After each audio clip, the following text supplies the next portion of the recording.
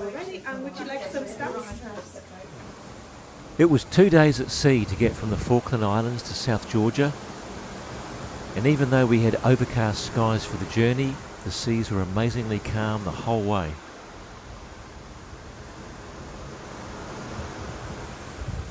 Our first glimpse of South Georgia was amazing.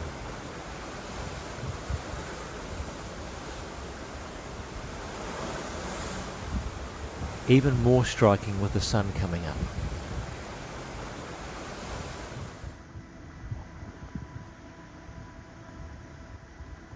We enter King Edward Cove and pass the scientific station at King Edward Point. We are absolutely spoilt with the weather.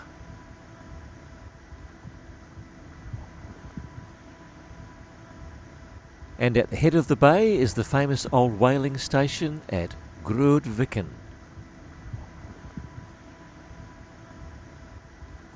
We are now very definitely about to step into the footsteps of Shackleton. This is where his famous ship, the Endurance, departed from back on 5th of December 1914 on its now infamous last voyage.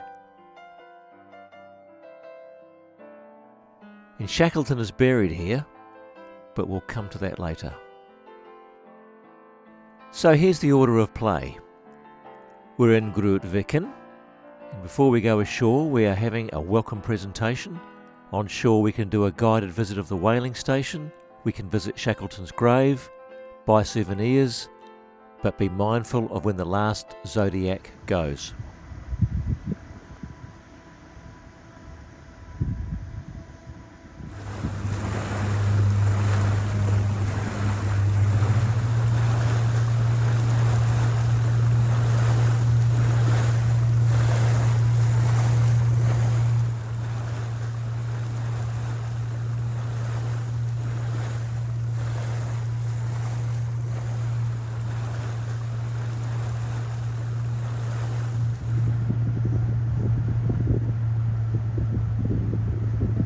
We're greeted by some of the locals.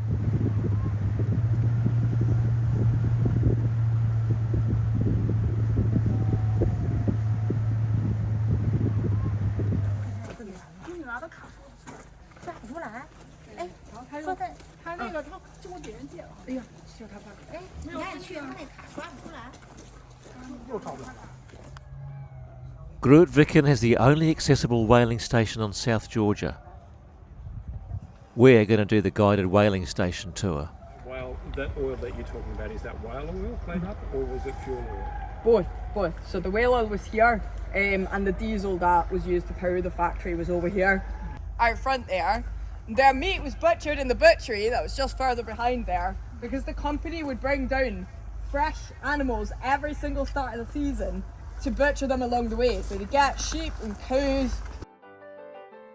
This drone view of the old whaling station is awesome. Get a bird's eye view.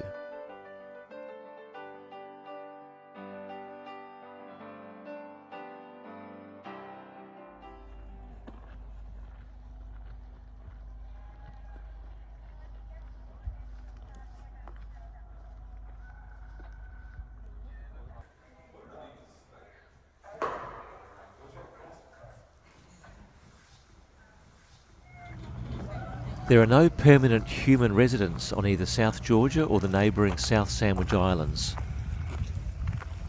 South Georgia has a small, non-permanent population, but it's primarily inhabited by scientists, government officials and museum staff.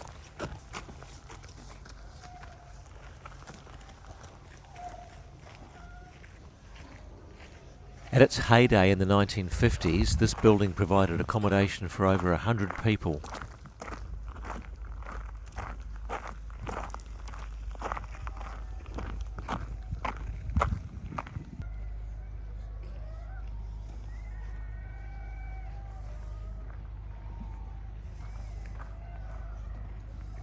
Some of the old whaling ships have just been left here to rust.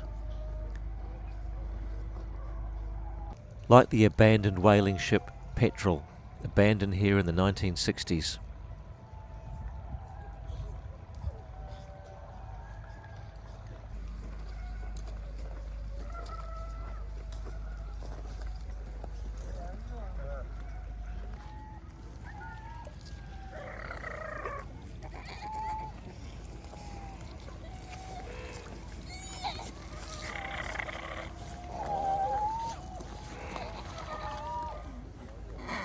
And now it's time to get up close and personal with the locals. Yes, it's time for the king penguins.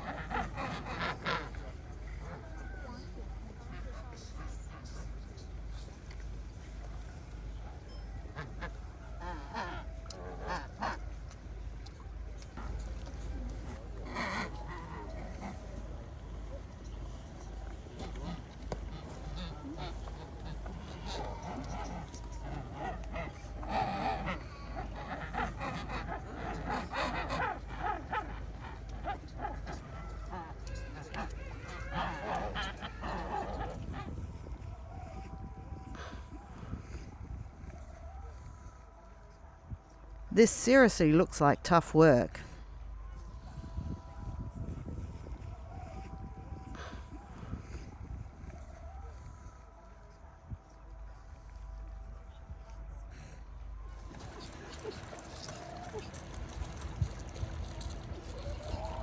These little guys might look real cute.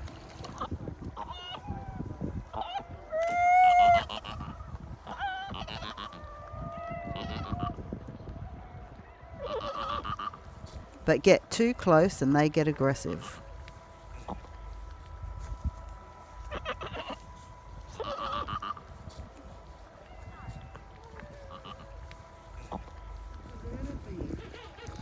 Right, what's this little fellow up to?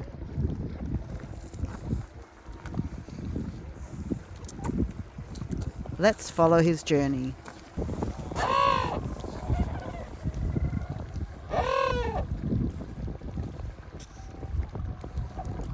Speed him up a little.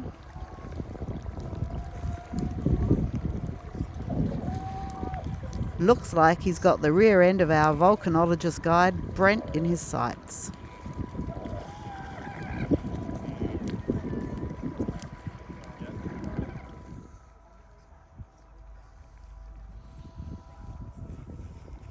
Now, this guy stands guard over a very special place.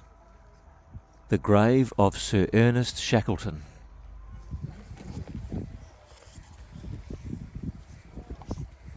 Thank you. Wonderful.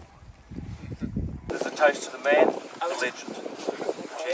I'll move. Glacier and getting onto the polar plateau, he lifted the veil of the great white continent of Antarctica. He could have reached the pole, he could have claimed the prize, but he did not. He got to within a few hundred miles of it. That is less than the length of this island. Why did he not do it?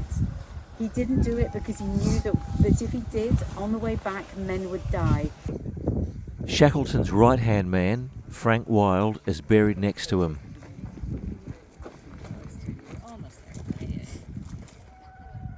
We'll hear more about Frank Wild when we get to Elephant Island later on in the journey.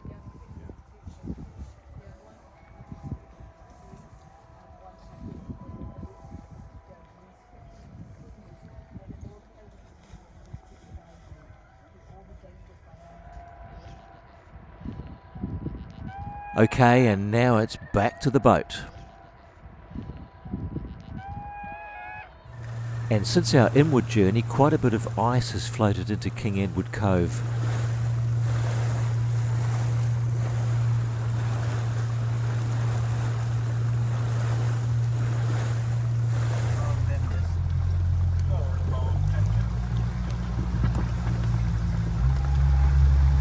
Listen to the eyes.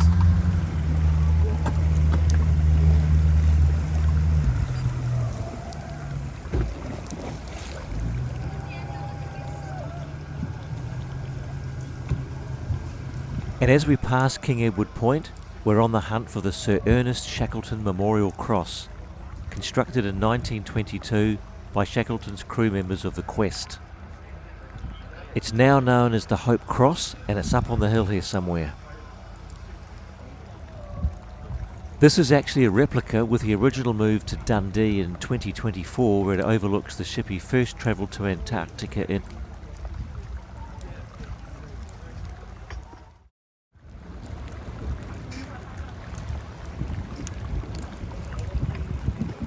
This has just got to be an iconic South Georgia landscape shot. It's no wonder it's called the Alps in mid-ocean. And this looks like a good photo to get. Done.